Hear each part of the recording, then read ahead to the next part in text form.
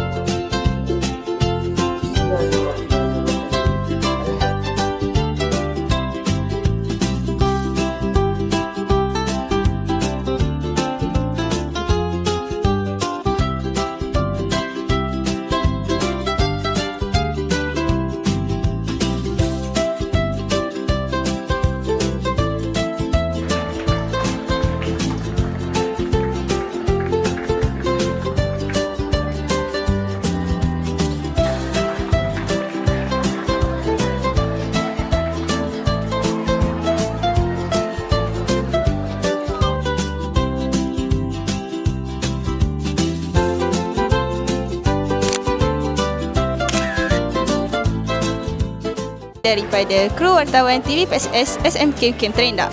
Sekarang saya bersama seorang cikgu yang akan menjawabkan soalan kita pada pagi ini. Boleh cikgu kenalkan diri? Okey, nama cikgu Cikgu Noraini binti Abdul Hadi. Okey, cikgu mengajar subjek sains dekat sini. Dan cikgu berada di SMK Camp Tendak ni masuk tahun ketiga. Okey, terima kasih. Okey, sekarang kita akan bagi soalan kepada cikgu. Boleh saya bertanya soalan kat cikgu? Boleh, silakan.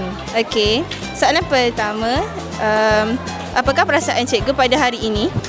Okey, sebenarnya hari ini bagi cikgu hari yang sangat gembira. Dan untuk meraihkan semua anak-anak SMK Camp Tendak, kerana kita telah pun berada di penghujung Syawal.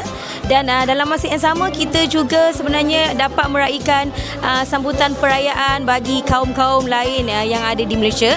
Dan cikgu rasa hari ini seharusnya semua anak-anak SMK Camp Tendak gembira dan dapat merasakan vibe raya seperti mana kita dapat rasakan pada masa-masa yang dahulu. Okey, terima kasih untuk jawapan soalan pertama.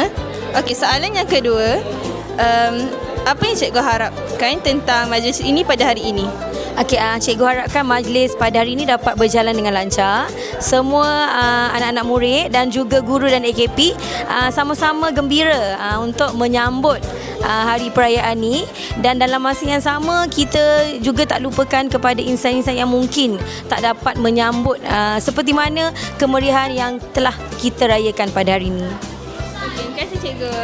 Okey, itu saja daripada kami. Sekian, terima kasih. Assalamualaikum dan selamat sejahtera. Kembali lagi bersama saya. Sekarang saya bersama seorang murid yang menyambut hari lahirnya pada bulan ini. Boleh anda perkenalkan diri? Nama saya Nur Syahada binti Azmi. Saya dari kelas 2 Alfa. Okey, terima kasih. Sekarang saya akan bertanya soalan kepadanya. Boleh saya tanya soalan? Boleh? Okey, soalan yang pertama, apakah perasaan awak bila menyambut hari lahir awak pada hari ini dan sekali dengan majlis hari raya? Saya rasa happy lah sebab boleh sambut dengan kawan-kawan. Lepas tu nanti boleh makan dengan kawan-kawan semua. Okey, soalan yang kedua, apakah yang awak harapkan pada hari ini punya majlis? Saya harap majlis macam ni terus dilaksanakan lah sebab boleh happy dengan murid-murid dan sebagainya. Okey, terima kasih untuk jawapan awak. Okey, itu saja daripada kami. Sekian, terima kasih.